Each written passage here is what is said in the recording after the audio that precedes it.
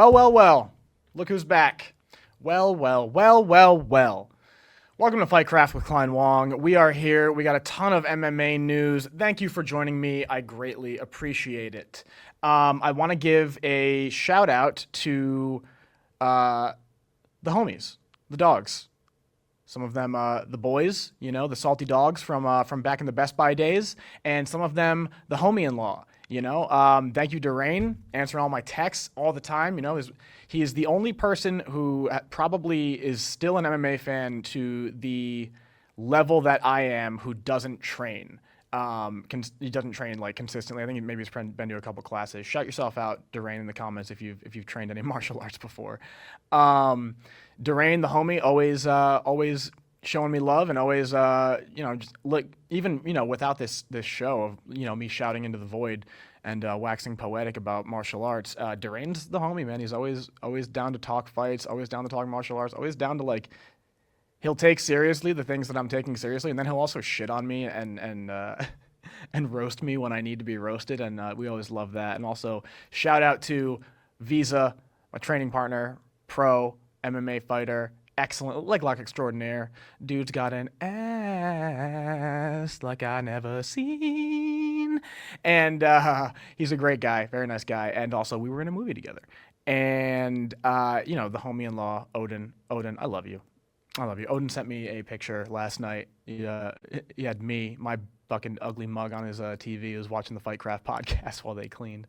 And I think that's awesome, If it's just those three watching and it's me rambling and just giving all these opinions and maybe some good fight picks, or probably bad fight picks, to be honest, then, regardless, I love you guys. And you're awesome. And if you're new here, or if you are watching for the first time, or if you're someone who has not shouted out that you're giving me some love on the old internet, well, go ahead and shoot me a text, leave a comment. Let me know. Let me know that you're, supporting me. I think that's fucking sweet. Lord knows, it's not worth anything, but I will shout my friends and my acquaintances and my coworkers and my my training partners out until the end of time. I will always show you, especially if you ask me. I don't always see everything, but I think that famine mindset where you don't shout your friends out and build your friends up is just stupid. So, thank you. Intro out of the way. I want to get to some fight news.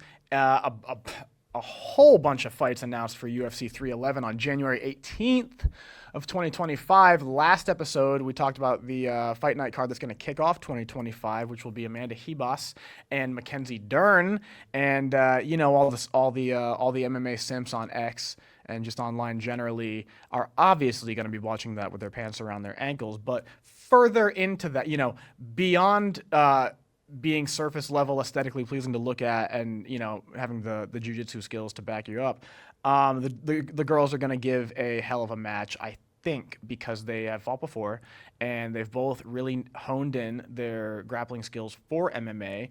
Ribas had some pretty good jiu-jitsu translation to MMA, but has built up on her striking, her durability, has taken a few losses, has learned from those losses. Mackenzie Dern, excellent jiu-jitsu, just had to tweak it and dial it in for MMA. And I think she's done that, and so we're excited about that one. Go listen to episode 6 if you need a refresher. But this card for UFC 311, UFC 311. This one's going to be a dope one because they've announced a bunch of fights here. This one's going to be a dope one. We have the headliner finally announced. Arman Tsarukyan versus Islam Makhachev 2. That's 4. 2. It'll be a rematch. Islam has only gotten one loss in his whole career, and it was to Adriano Martins, and it was a wild head kick. Adriano Martins avenging his loss against Donald Cerrone by taking the head kick that he took against Cowboy and then dealing it out to Islam Makhachev for a win, and I thought that was fucking awesome. Adrian Martins not doing much lately, huh? A lot of salty dogs out there think that Islam is BS because he lost to Adriano Martins, and I just think that's pure poppycock. Islam is the truth, and as a Charles Oliveira just fucking fanboy. It took me a minute to recognize and then another minute to admit that, and we have to admit that now. Is he the pound for pound best fighter in the world? That's for you to decide. I don't really give a fuck. Probably not. Probably John Jones, but John Jones fought a 40-year-old ghost of Stipe Miocic, and so, I don't know about all that. But Islam Makhachev, definitely the best lightweight right now until he fights Oliveira again. I think this is going to be a good one. I think Tsarukyan's going to come back with a few things that I think have changed since their first fight. Now, they first fought back in 2019 here. If I can bring this one up. So was that 5 years ago? 5.5 years ago. And it was a decision. Tsarukyan kind of just outclassed. And, it wasn't Demetrius Johnson, Ray Borg, but it was pretty fucking thorough of a beating. It was not. I'm trying to think of what a good. It was not George St. Pierre versus Nick Diaz. I'll put it that way, right? Where Nick just had nothing for him, but didn't have much for him, and Tsarukyan looking pretty darn good. Of late. Now, if we want to take a look at his recent wins, oh my God, he beat Charles Oliveira. That one sucked. Split decision. One judge thought it was for Oliveira. Even as an Oliveira fan, I can't really see that. I had Tsarukyan in that. He's beaten Dariush, beat Silva, beat Ismagulov, lost to Gamrot, which was a wild fight. Go back and watch that one. That was a fight night main event just after the pandemic there. I remember that happened. And that shit was a wild one. That was a fun fight. And I think Arman's going to have a lot more to show Islam Makhachev, but I don't see him winning. I'll put my cards on the table right now for that one. I don't see him winning. Tsarukyan almost got guillotined by Charles Oliveira as well in their fight recently, which was in April of this year.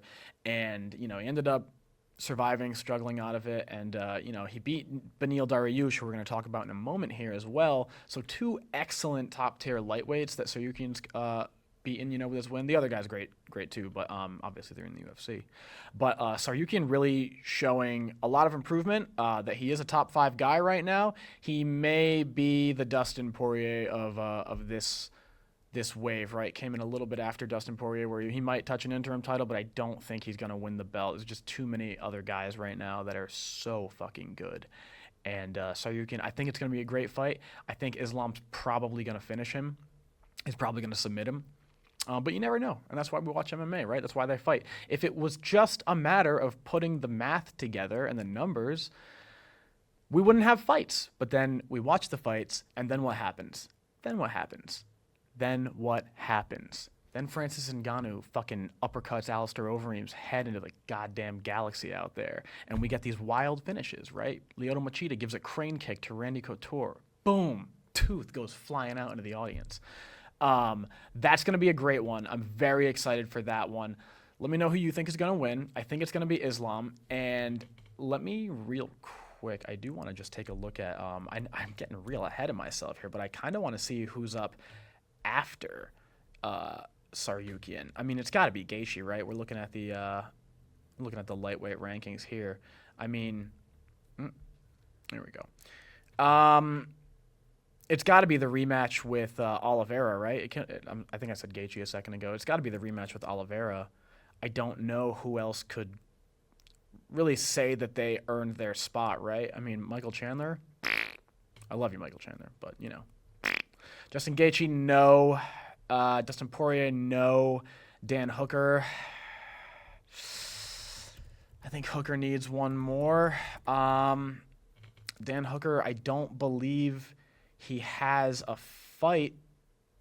Yeah, Dan Hooker does not have a fight lined up.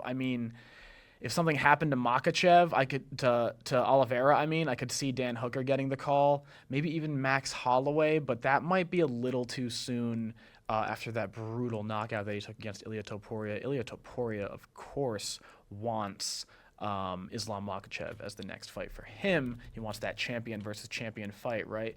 Ilia Topuria, the champion at 145 pounds, wants to move up in weight and challenge greatness in Islam Makhachev.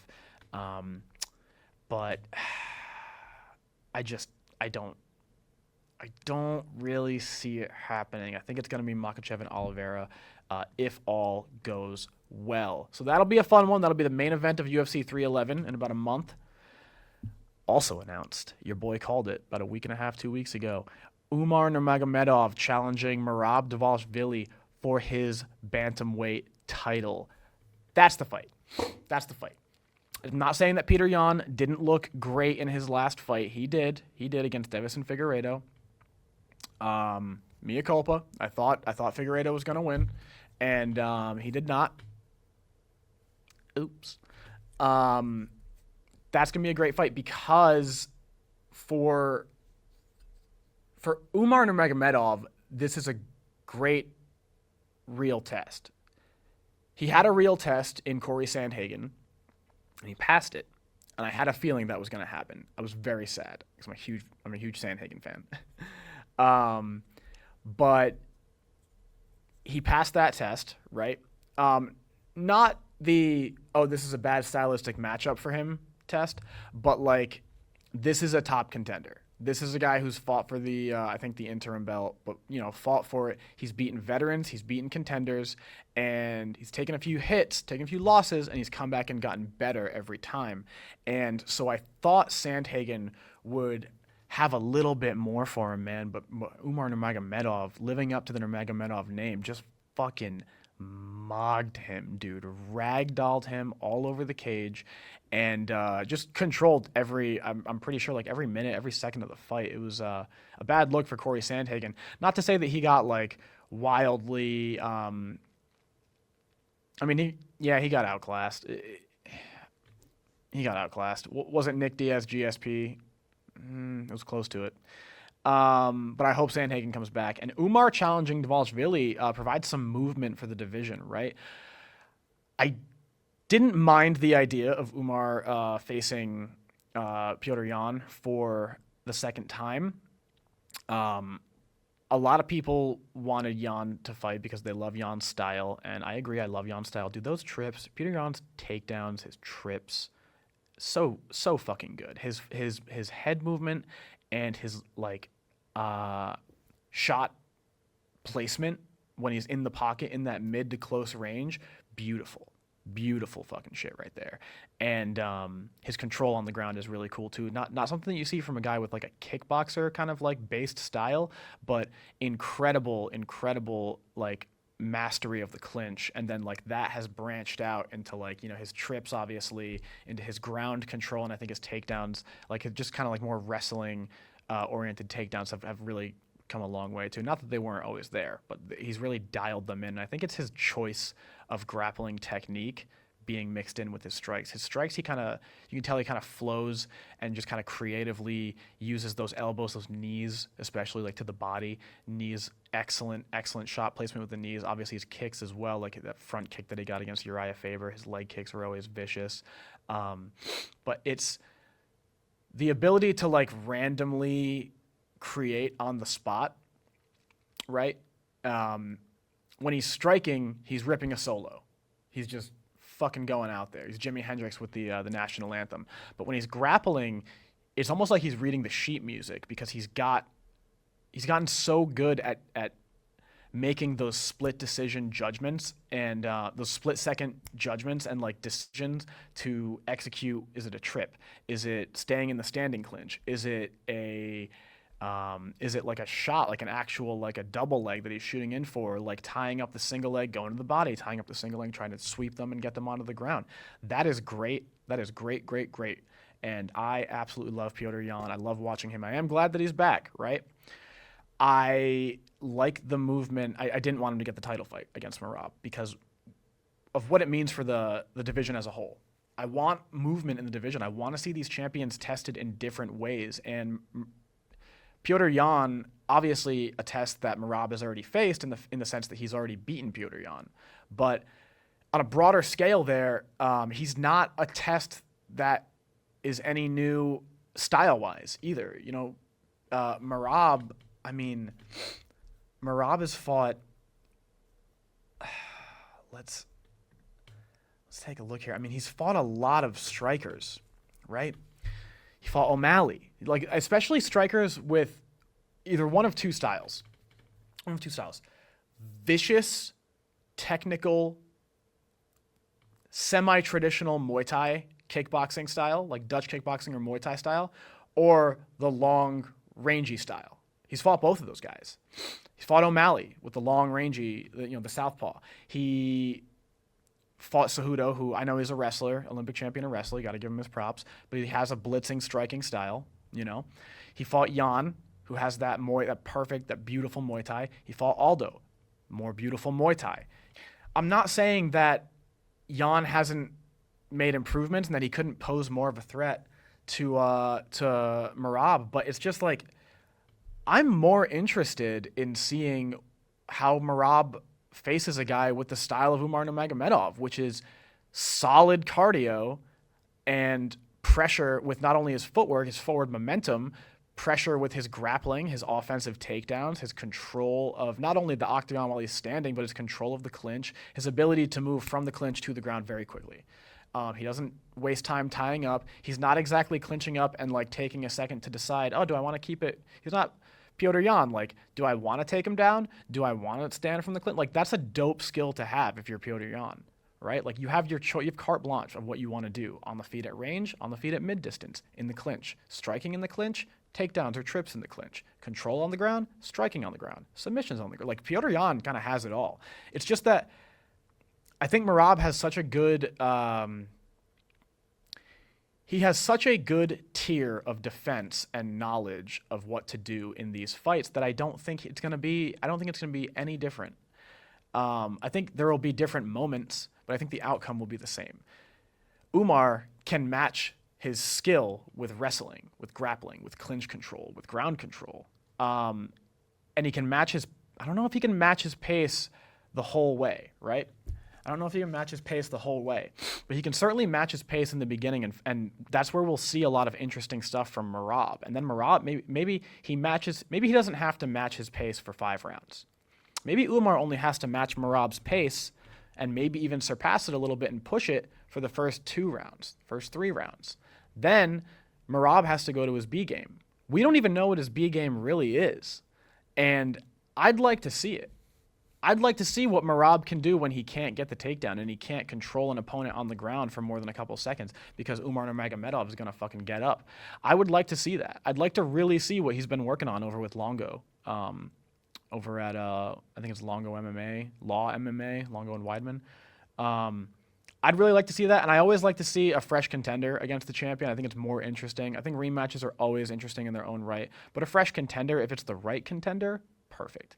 And I think this opens up the division for a little bit more movement. There's a little, not a logjam,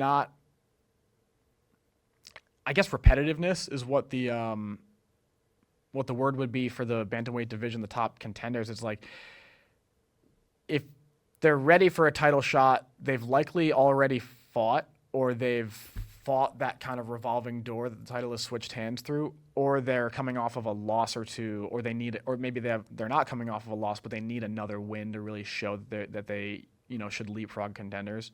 And I just don't see that. I see, in as far as rematches, like O'Malley and Jan would be great rematches. O'Malley, I think, has to take another fight before he gets a title shot. I'm very impressed with O'Malley as a fighter, especially knowing that he came from like a kind of raw, just raw beginnings, on the Contender Series, and his style was a little bit one note, and that it was like diet Conor McGregor. But I'd like to see O'Malley take another fight. I would love to see O'Malley Sandhagen, and then the winner gets Merab. But I mean, we have Merab and Umar coming up, and I think that's going to be a great fight. I don't know who I think is going to win that one. I have a feeling Islam is going to beat Tsarukyan again. I don't know who's going to win this one, because it is a real test for Umar in the same way that it is for Merab. But Merab has fought wrestlers of a high caliber before, and I'm not saying Umar hasn't. Of course he has, but Umar, there's a level of like when guys win the belt, they kind of like I don't know if it's a mental switch and they start training harder, if they start training smarter, if it's a confidence thing, if it's like they have that affirmation of like what they've done and who they are and and like that just translates to how they move. But when guys win the belt, they kind of de facto bump up a level or two. And I'm really interested in seeing what Umar has to like show Merab and us on that fight. So I'm very excited for that one. I'll take a closer look at maybe a breakdown or two for them as the weeks go on and we get a little bit closer. But I don't know what to think about that one. What do you guys think? A lot of hate for Merab, a little bit of hate for Umar, and it's mostly because of their styles. And this goes back to like casuals tend to think that wrestling styles are boring. I don't know. Maybe it's because like, if you train just a couple of jiu-jitsu classes or something, or you know a little bit about the UFC and you kind of have some context for it. Training context is always great because like if you show up against someone who can just hold you down and as you train more, right, you get a little bit better. You're like, oh, I can, I got a good guillotine that I know I can slap on, and if I get it on, I know I can usually get the tap in the training room. But then someone comes in that stifles that you can't do anything against, and it's just like a nice. It's always a beautiful eye opener that you're like. I'm not saying people who like train jiu-jitsu and maybe have a couple of good techniques think that they're the best thing in the world. Sometimes they do, and dumbasses. But like, it's a cool eye opener to. You always know there's a bigger fish out there, but when you get attacked by it on the mats or something, like it's maybe it stings a little, but it's also like if you look around, like there's some fun to be had when you're down there. Like you're just like, oh shit, there's more. That's awesome. Or this is what that more that I knew was out there feels like, and what it invokes in me, like panic or just distress or something. And I think that their styles, the guys on the screen right now, their styles are awesome for that. They're awesome to watch. It's awesome to see their control, and I'm very curious as to how it will play out. I think it's going to be a fast-paced first round, and then once they settle in, it's going to be very tactical, so I'm excited for that one, despite what everyone says. UFC posting this today at 3:30 in the afternoon. UFC 311 just keeps getting better, and boy, do they fucking have it right. Jamahal Hill, I'm going to talk about Jamahal Hill in a second with the news. Jamahal Hill and Jiri Prochazka is official. Light heavyweight bout. There was some talk of Jiri going down to middleweight. I don't see that fucking happening. I don't. He's a tall guy, filled out big guy at light heavyweight, but like for him to get any skinnier, I don't know if he'd be able to make that 20-pound cut. Down to 185. If he can, does it affect his performance? That's another thing. But if it doesn't, he's towering over middleweights and he has the striking acumen. It's just that, and this is the problem with both of these guys, they have great offense and very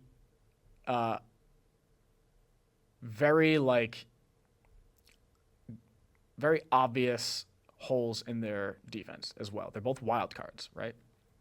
Both have great power. And they're also both long, rangy boys.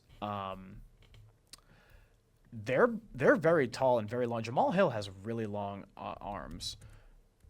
And I'm excited to see how Jiri really deals with that, because when he gets beaten, he typically dominates the range, the long range, but that middle range to close range is where like you see a lot of people have success. Pereira beating him almost at long range, but what I would call the middle range. He's not at the end of Jiri's punches when he's attacking, but he's staying at the end of Jiri's punches and kicks until he attacks, if that makes sense. And he's not getting in too close, but he's getting in close enough to land his own long-range weapons, and it's a beautiful thing to see, and it's because Pereira, the champion at light heavyweight, has that he just has that knowledge and that like understanding of range and distance and reach as well, of his own limbs, and that's going to be a really interesting one. We have Jamahal Hill at 6'4", and Jiri Prochazka at 6'3". Jamahal Hill, long arms. Jiri Prochazka, an inch longer reach. So technically longer arms, but a little bit shorter legs. And that's where Jamahal Hill has that inch in height, is I think his legs are a little longer. So I wonder how that might play. I don't know if Yuri's fought someone as tall or long as him. Rakic, I think, is about around the same height. And with reach as well, in a similar style, that kickboxing long-range style. And so I wonder how this is going to turn out, because Jiri is going to have someone who's basically the same range as him, and Jamahal Hill hits fucking hard. Like, say what you will about him, he's a little bit cringe, and you roll your eyes a lot at what he posts on Instagram and or X rather. I don't follow him on X either, but I see his shit on X all the time, and he's just always just chirping, and saying weird shit. It's like, just take the loss, dude. But this is going to be a good one because Jiri has this creativity, this unpredictability, and Hill has kind of like meat and potatoes striking, and they both have these openings, and I almost wonder if it's going to be a matter of who finds an opening first or who leaves an opening first, right? Jiri could spinning elbow him like he did to Dominic Reyes. Jamahal Hill could catch him with a left hook and just sleep him. I have a weird feeling about this one. I kind of want Jiri to win, but I have a feeling it's going to be Jamahal Hill, actually. And I think it's because his boxing is pretty slick, and he'll be able to find those openings in places that Jiri will leave them. And I think he's long enough and has just enough acumen to stay away from where Jiri is most dangerous, which is that longer range at the end of those kicks. But I mean, you can't sleep on Jiri Prochazka, because if he gets you in the clinch and he's spinning elbows you into next week, you're gonna wake up on the canvas, kissing that fucking rematch with Pereira goodbye if you're Jamahal Hill. But that's gonna be a great one, and I can't wait for it. I hope to hear your thoughts on it as well. This one's a good one. This one's a great one. This next one, Beneil Dariush, old Benny, versus Renato Moicano. Renato is money Moicano these days, and he's been doing great. Renato Moicano has really reinvented himself at 155, and he's been putting on banger fucking fights, dude. I cannot wait for this one. We're gonna take a look at the tail of the tape here. Moicano with an inch height advantage. Reach is exactly the same. Age is exactly the same. And I mean, these guys are very close in their stats, right? Same age, typically the same. They typically come in at the same weight. You have that 1 pound allowance. Key difference, and I wonder how much this will affect the fight, is their stances. And that's because Beneil Dariush is southpaw, and Renato Moicano is orthodox. Of course, Renato Moicano has the left hand forward. Beneil Dariush has the right hand forward. And so what that ends up doing is it stifles a lot of those lead hand attacks, and it tends to make the double leg takedown a little bit, it lowers the percentage that you're going to get a double leg takedown because of the way your feet are positioned on there. It not only makes you farther away, it makes it a little bit more difficult to mask your shots in, right? You're shooting in. You typically can, like John, when I'm sparring, can fucking take down anyone he wants, right? My coach, John Ortolani, shout out. Go give John a follow. John will kind of like come in with that jab, that 2 to the body, that lead hook back up top, and then he'll shoot back down again for the double leg, and it's usually right there.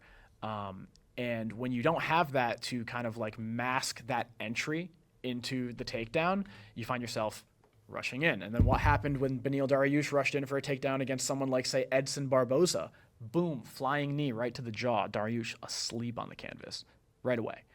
And so you wonder how much that stance is really going to come into effect here. Some people put a little bit too much weight on how the stance affects the fight. Some people don't put any weight on how the stance affects the fight. I find that it's somewhere in between, right? Because if you have guys at this level, and both these guys are certainly at this level, the stance is not going to matter. They're going to have fought southpaws or orthodox, depending on who we're talking about here, and they're going to have some kind of game plan. They're going to adjust in training camp for this game plan. They're going to adjust for this fight. They're going to adjust their game plan by either, if Beneil, maybe, because Beneil's black belt in jiu-jitsu, competed in ADCC. He's got legit jiu-jitsu, and he is this guy who just fucking developed this brawler style over at King's MMA, and he just has no fear of the fire. Dude, he goes in there, and like if he gets hit, he does not back down. He fucking keeps going, dude. I think it was Drakkar Close is the meme of like Joe Rogan going like this and Daniel Cormier kind of laying his head on his shoulder and John Anik fucking making the call. It's like that meme of them reacting. That was Beneil Dariush coming back and rallying and sending Drakkar Close flying against the fence, walking him down, right? He's getting beaten up. He's a little bit bloody. He's hurt. And then he's back against the fence and Close is coming in and then boom, wings one. And fucking Beneil Dariush ends up not stopping him there, but stopping the advance, right? Stops the advance of Close and buys him a time to kind of take a second and fucking go back in. And then Close takes a step back and Beneil's like, it's on. It is fucking on like Vietnam, dude. And lay napalm he did. He walks Drakkar Close across the cage, walking him back, throwing strikes, throwing everything into every strike, right? Throwing everything in there and ends up fucking nailing him. And Drakkar Close is slumped against the cage. His mouthpiece is hanging out. And Beneil Dariush, the fight gets waved off. He just walks away. He's got blood all over his face. I have a theory that was when Beneil Dariush came to consciousness, actually. He got hit and then he saw red, like guys in the bars say that they do, right? I just see red, bro.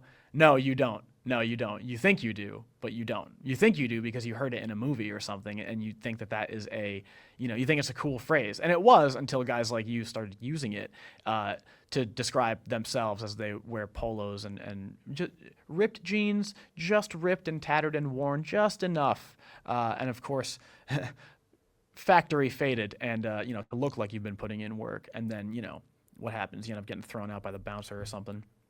Beneil Dariush is that guy. He gets hit, and then he just wakes up over an unconscious corpse in a cage. And he's like, oh, I guess I won. Dude, I fucking love Beneil Dariush. He's awesome. Says some retarded shit sometimes, but I mean, cool. Fuck, I'm not watching you for your fucking thoughts on the world, bro. I'm not watching any fighter for their thoughts on the world or how they behave out of the cage. I'm watching fighting for the fighting. And that is for the fight craft, baby. And that is why I'm excited about old Benny Dariush and Renato Moicano here. That's going to be a fucking great one. I have a weird feeling Moicano's going to win it, actually. I have a weird feeling about that one. Because Moicano's been on a little bit of a run here. He's been on, and like surprising too. Like not surprising that he had it in him, just surprising that he he's got this resurgence in him. It's almost like Dustin Poirier moving up to lightweight or something like that. And you're like, dude, what? You were kind of brittle at 45, but now here you are, bro. You're that guy at lightweight. Like he's got like a Dan Hooker vibe to him, He moved up and now he's just like murdering people at lightweight. Lost against Dos Anjos, our boy Dos Anjos. Our boy Dos Anjos, dude. Just a quick little aside. Dos Anjos is that fucking guy, and you love to see Dos Anjos win. I know Moicano lost to him here, so before we get into this streak, I love this meme. There's Jorge Masvidal and Dana White on top. We need you to fight an actual contender like Leon or Colby. No, I need more money and a new contract, and I want to rematch Nate or fight Canelo. And then fucking like Dana White. We have another horrible stylistic matchup for you if you want it. And Dos Anjos just, yes, the fucking alpha check. Dude, I fucking love Dos Anjos, and you should too. If you don't, you're a fucking casual. Oh, man. But what do we have here? We got here we go. Old Moicano here. Coming on a four-fight win streak. Beat Brad Riddell. Beat Drew Dober when Drew Dober was on a tiny little bump resurgence, right? And beat Jalen Turner. And then, of course, beat Benoit Saint-Denis in a fucking good fight. I think in Paris, too. And then, called out Macron in his post-fight interview. That was hilarious, to be honest. I love this fight, and I think this has got fight for as long as it. I don't see it going to the bell. For as long as it lasts, I think this fight's going to be a contender for fight of the night, which is wild to say, dude, because this card is insane. This UFC 311 card. I mean, possible fight of the night, Islam Tsarukyan. Possible fight of the night, probably not Merab Umar. Possible fight of the night, Jamahal and Jiri. Possible fight of the night, fucking. Actually, that's probably it. I'm looking at the other one, like Kevin Holland, Renier, and Ritter. That's probably not gonna be fight of the night. Kevin Holland's probably gonna get finished, and I hate to say that, but this one is gonna be a good one. And you want my official pick for it? Here's my official pick for it. I think Moicano is gonna sleep Beneil Dariush. I could see it going either way. Right? I just gushed about Beneil Dariush for a second there. I mean, that dude does not give a fuck. You know who else doesn't give a fuck? Renato Moicano. One of them, I think, is going to sleep. I have a feeling it's going to be Benny. I think Beneil Dariush is just a little bit not washed. That's not the right word, right? I'm not going to call Beneil Dariush. I'm not going to fucking throw salt on his name here. But I think he's going to lose because he's a little bit... That damage that he takes in those amazing fights, that's starting to show. He's a little bit older. I mean, he's got the gray in his hair. He's had the gray in his hair for a while now. But he's taken a lot of damage, and he's losing a step. And I think Dariush, who's coming off of a loss from Tsarukyan, coming off a loss from Oliveira, okay, they're either the former champ or the contender for the belt. Okay, those are legit guys. He did beat Gamrot, but Gamrot had some surprises there for him, and then he beat the ghost of Tony Ferguson. But I mean, after that, it's like, yeah, he beat Holtzman, yeah, he beat Ferreira, Drakkar Close, of course, Drew Dober, great win. But I mean, I just think Moicano at lightweight right now is surging, and he's beating these guys who are, if not contenders, they're not the top 5, but maybe they're 5 to 10. He's beating those guys, and he's surging up, and we have seen Dariush not only lose to those guys, win against some of them, but lose a step. And I think losing a step, maybe age, I know they're the same age. They're both 35, but in fight years, I think Dariush is quite a bit older than Moicano. And that was yeah. So the other fight that I wanted to talk about, Jailton Almeida versus Serghei Spivac. I don't usually get excited for heavyweight bouts. They're just not that fun. The thing that makes them fun is the brutal knockouts, but when they happen, it's like, dope, that was a brutal knockout, to be expected. But when they don't happen, these guys tend to get tired. They tend to be a little bit sloppier. The talent pool is weird up there because the weight, it's just everybody above like 225, I think is the cutoff there. And so, they're not always the most fun fights. The last one that I got really excited for was Derek Lewis and Francis Ngannou, and that was one of the most boring fights I've ever watched, which sucks. So this fight, I don't know. My gut says Spivac? My gut probably says Serghei Spivac here. Let's take a look at his record real quick here, because Jailton Almeida is pretty good too, but, I mean, what's he gonna show us that okay. Beat Greg Hardy, that was awesome. Lost to Tom Aspinall. Beat Greg Hardy, fuck Greg Hardy. Beat Augusto Sakai, beat Derek Lewis. Lost to Cyril Gahn, beat Marcin Tybura. Okay. Now let's take a look at Almeida. Let's look at Jailton Almeida here if we can. Athletes. What have you got for us? Okay. Beat Abdurakhimov. Beat Rosenstrike. That's a good one. Beat Lewis. That's a good one. Lost to Blades. Understandable. Beat Romanov. Finishes, too. Finishes.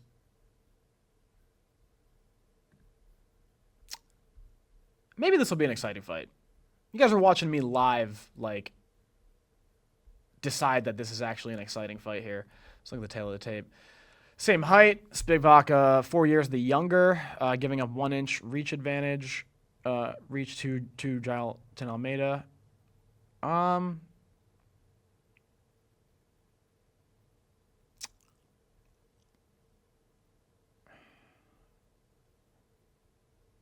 Huh. Huh. This could be an interesting fight, actually. This could be an interesting fight.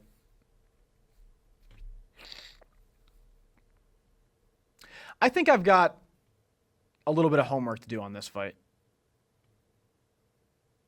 I think I've got a little bit of homework to do. I will give an official prediction for that fight as we get closer to it.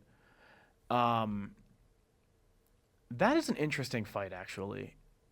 For as far as heavyweight fights go, that is an interesting fight. Spivac.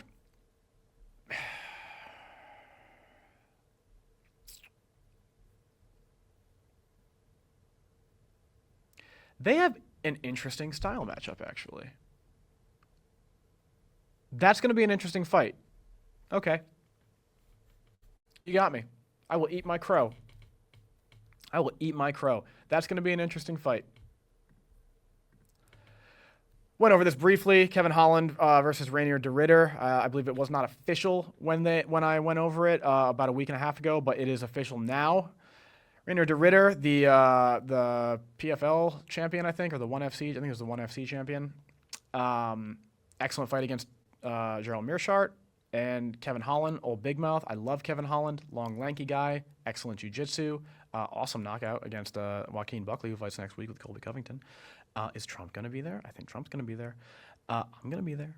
I think Kevin Holland is going to lose this one because Kevin Holland has a habit of losing these fights, and I don't think it's a magic thing. I don't think it's indicative of who he is, like his heart or anything like that. It's just that Renier de Ridder is a little bit more well-rounded, and Kevin Holland is a little bit more wild.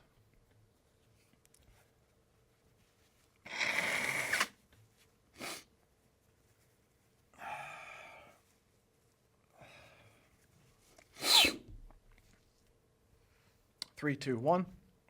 Kevin Holland is a little bit more wild, and he has a little bit more, a few more holes in his game that he should have shored up by now, and I don't see him shoring them up. So I think that de Ridder is going to take this one. I'd be interested in seeing. Yeah.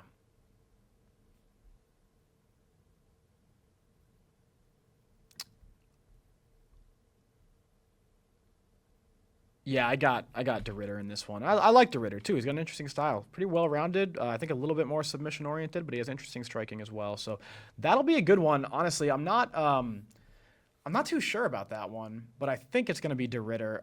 If you want a safe bet, I would put your money on de Ridder there. I think they want to push this guy. They're going to match him up with guys that are big names, but don't necessarily have the skills because I think they want some more movement in the middleweight division, and I think Holland has had that chance. And he fought 5 times in the pandemic, I believe, and made a huge name for himself. But I think de Ridder is going to be a little bit too defensively sound for what Holland's strengths are, and I think Holland's holes, unless he's magically shored them all up or added layers to his game that are going to supplement those, I think de Ridder is going to find those holes. It'll probably be a decision. I don't see Kevin Holland getting submitted by Renier de Ridder. But I think de Ridder will end up auditing him in real time and then, giving the fans what they want to see. Moving on to an interesting piece that I didn't expect to come out. There's like a beef between Gordon Ryan and Mikey Musumeci. And Mikey Musumeci getting into it in an interview about steroids in jiu-jitsu. And his contention is that they blatantly use PEDs in jiu-jitsu, and it's something that's got to go away. And he kind of takes shots. I would like to share this. I don't believe I will get copyright strikes for this one. And so I have my headphones in, my old school fucking old ass headphones. And let us take a look. He says we need drug testing. We're in this barbaric amateur phase of jiu-jitsu. And I have made known my views on steroids in general, but also, maybe not specifically in jiu-jitsu. I don't really care. I don't really care. I think that the pearl clutching over steroids in combat sports, oh, you taking, you could really affect someone's life like this. It's like, maybe, but also, aren't they already doing that? And also, like, what are we really mitigating? Marginal percentages of concussive damage when there's strikes involved. I mean, don't come for me in the comments, but like that I don't really care about that. I don't use steroids myself. I haven't when I've competed. I will probably get on TRT one day. When I'm a little bit older man, got a little bit more Dariush in my beard and in my hair, but I don't really get the pearl clutching. It's like this weird virtue signaling. And it kind of goes around with like that honor culture vibe of martial arts. This like weird pseudo Bushido code bullshit about like everything has to be even and everything. Well, nothing is ever even, And so like, what about physical body traits? What about experience? What about youth? What about how people feel on the right day? What about like their overall wealth outside of the sport, allowing them to train at a better octave or recover at a better clip or have a better diet? I mean, it's just, you want to like wrangle in and make fair this one thing that like, hey, I'm going to give you a hint. Like it's, even if there was a way to never have anyone use steroids in MMA, it still probably wouldn't matter that much. It's not like it's going to make anything magically fair. And like to that point, like I really just I would need to see hard data that use of steroids provides more concussive damage than is already a possibility in MMA, right? I understand that you're stronger, your fast switch muscles, it can be developed a little bit better, your reaction time goes down, right? Or goes up rather, and maybe you are able to get a shot in that throws somebody off, and then the domino effect of that kind of coming in, right? Where now that one shot, maybe you had a little more torque on that one shot from the steroids, and now they're off their game, and then that allows you to get another shot and another shot and another shot, and then maybe there's all these, but that possibility is still there, even amongst clean athletes. And I really don't. Also, like, and this is all like bro science. There's not. Unfortunately, there is not really data to back this. Like, there couldn't possibly be, because you would have to know that people are clean, know that, and like not just, and like it would have to be these guys at the highest level. And I don't think USADA was like, call this a conspiracy. I don't think USADA was 100% accurate or geared at everybody in the same way, right? But I would have to see data. And then on a more like abstract level and like a totally different tone than like the scientific level, it's like a lot of guys were using steroids regardless, even if they didn't look like it past the eye test, even if they didn't say it, right? They are. And I hate to say it, but it's the nature of the sport, and I really don't care. And so let's take a listen at what Mikey Musumeci has to say here. Other people like Gordon, Craig, they definitely help the sport grow in different ways. But I feel like what I'm doing right now is definitely the most important thing for grappling in terms of having a stable platform. I feel like a lot of jiu-jitsu right now is very unstable. There's a lot of horrible ethics, morals. And I hope now that with UFC, we could change that and we can make it a professional sport, because it hasn't been a professional sport, jiu-jitsu, with people just talking about, like, they blatantly use PEDs, like they're not athletes, so they really don't have the values of martial artists, so I really just want to change that and give us this platform on UFC and become professionals to the point where we are professional athletes. What does that look like to me? That looks like we have belts, we have everything just like MMA fighters. Drug testing and belt and stability. Yes, drug testing. We need drug testing. Completely make Darwinism with the people on steroids, that they either have to just get off and they either die, adapt, or they adapt. And then the next generation realizes that they can't just start steroids when they're like 10 years old. So I want to change that. That will give me the most fulfillment. And then for myself, and I'll really enjoy venturing into other things, but I don't know how long that will take, but I just have to give my full effort right now to jiu-jitsu. I keep improving every day, and I'm just eager to keep improving and to keep growing our sport. Have you told the UFC of like these goals you want to do, and have they been on board with the drug testing and the belts and everything? Of course they are, because they want to make this professional also. You know, like UFC is a professional company. Like this way that we've been in jiu-jitsu, we've been amateurs. You know, we really are just like in this barbaric amateur phase of jiu-jitsu, and now UFC is starting something professional, you know, so I'm so blessed for them for putting the effort into jiu-jitsu to change it, you know, and I'm so eager for them to do that. Worst story that you've ever had to deal with, like, man, this guy's juiced up and it's just unfair? My whole life. I'll start a match with the people on steroids and I'll be like, what the He feels like a rock, like their bodies just feel like super solid, right? But then I think about Dan Gable. You know, he's like one of my idols, and he talks about those people that cheat and take shortcuts. And I never cheated or took a shortcut, so I have a stronger mind than all those people. So I knew that if I use my mind against theirs, my mind is always going to be stronger than theirs, you know? So I always overcame those people my whole career in jiu-jitsu, and it made it even more special to me knowing that those people are all cheating. But at the same time, I can't stay quiet about that, you know, because if I stay quiet about that, then it's just going to continue. It's just going to continue. So I feel like that's a test from God to me that I see bad, and do I stay quiet just to have more friends in my life? Or do I speak up, have more enemies, more people hating me, but I can make a difference? So that's why I talk about this. That's why I say this.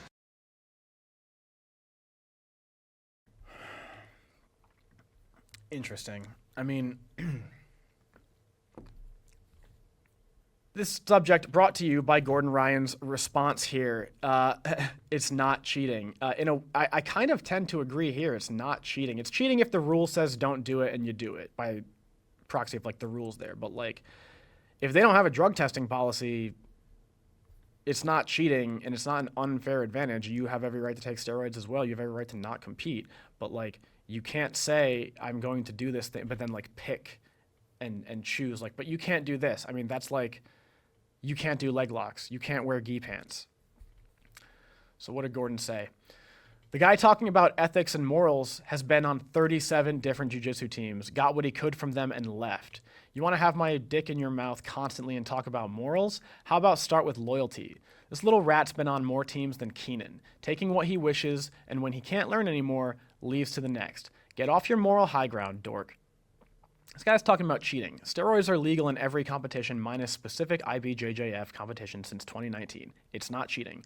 All I hear is an excuse for why you could never do what others, specifically I, have done. Then he's going off about mental fortitude. The same chicken shit that posts once every few months about his mental health and how sad he is and how he can't handle people talking shit to him, and the same guy who got invited to ADCC more than anyone who's never competed and didn't even compete because he's afraid he can't win in the rule set. Made up some BS excuses and pulled out every time. All these dick suckers have my name and they're speaking from moral high ground, yet can't even do the most basic things in the sport, like stay loyal to those who brought you off. It's impressive. He went a little hard in the paint there, but I kind of arrive at the same point as him. You know? I kind of arrive at the same point as him. It's not as bad as MMA. Maybe a higher percentage usage, but like it's not as like dangerous as it is in MMA, and I don't even really think there's much verification to that point, but like, I just don't really get it. It comes from a moral high ground kind of thing or a Bushido code thing, and those, get the fuck out of here with those excuses. Because it's just not realistic. It's just not realistic. And, you know, not for nothing, dude, Mikey is in a weight class where a lot of guys don't use steroids. The Ruotolos, fucking, I don't know, you know, Caio Terra's not competing much anymore, but like he's not exactly wrong. A lot of guys are using steroids, but he's also not exactly like devoid of any opponents or like every opponent he faces is outclassing him. Like Mikey Musumeci is like one of the best in the world. It's like, what are you really bitching about? Your moral high ground? So you're the guy on the corner preaching to everybody about their bullshit. I don't get it, and I don't agree with it, but fuck it. That notion that the smaller guy can defeat the opponent if they know jiu-jitsu is true to some extent, right? But it doesn't hold up. you start studying jiu-jitsu, and it's like, it's just not true, dude, because like there are guys who have less experience than me. I'm training for like almost 10 years now. I think I hit my 10 years this past October. There are guys who have been training for a lot less time than me who are big. And I know more than them. I know that I know more than them. I've competed. I'm, you know, not at a high level by any means. I'm not trying to fucking say that I'm, you know, anyone who should be throwing stones at professionals, right? That's not what I'm saying here. I'm saying there is a physical reality to someone having a size advantage on you. That's no joke, right? But that's not really like the case anymore. That's not really like what Mikey is talking about here. Mikey is talking about how he's always faced these bigger guys and he has a better mentality than, well, like, then by proxy of that, like, don't you have an advantage that they don't have? Confidence, self-assurance, mentality, knowing what you can do in certain situations where maybe they think they're just going to crush the smaller guy because they're bigger or because they're on steroids and they know they're stronger. Well, does that not even the playing board just a little bit give you some kind of advantage that they don't have, right? You ever see Gio Martinez in that quintet, and Gio Martinez just fucking slaps on the guillotine to this larger guy and puts him away? It's like, I get what Mikey is saying in the sense that he wants guys to stop doing steroids because he doesn't do steroids. I get it. They do it. There's adverse health effects there, you know? But on the other hand, if those guys are willing to take this shorten their lifespan or their competitive span for a while, or, you know, just ruin their body with steroids in some capacity for a brief window where they can achieve greatness and their bodies are at the peak, that's their decision and that's their trade-off there. But banning it from the sport, it just seems like a fool's errand, you know? It seems like it like has echoes of we should ban leg locks, right? Because, oh, well, that could really fuck you up. Steroids give people an unfair advantage. It's like, well, meet that advantage with your own advantages. That's what martial arts has always been about. It's always been about, some people are going to be better at wrestling. Some people are going to be better at striking. Some people are going to be born with other attributes that you don't have and traits that you don't have. And then you find out what those are, you develop your own advantages, and then you go to town. I mean, there's a case to say that guys with steroids are overconfident and they're not forced to go to those dark places, forced to audit themselves in a way that maybe they should at a high level because they just have never needed to. And that's why you see guys like Mikey Musumeci who are so fucking entertaining to watch and so good at grappling. And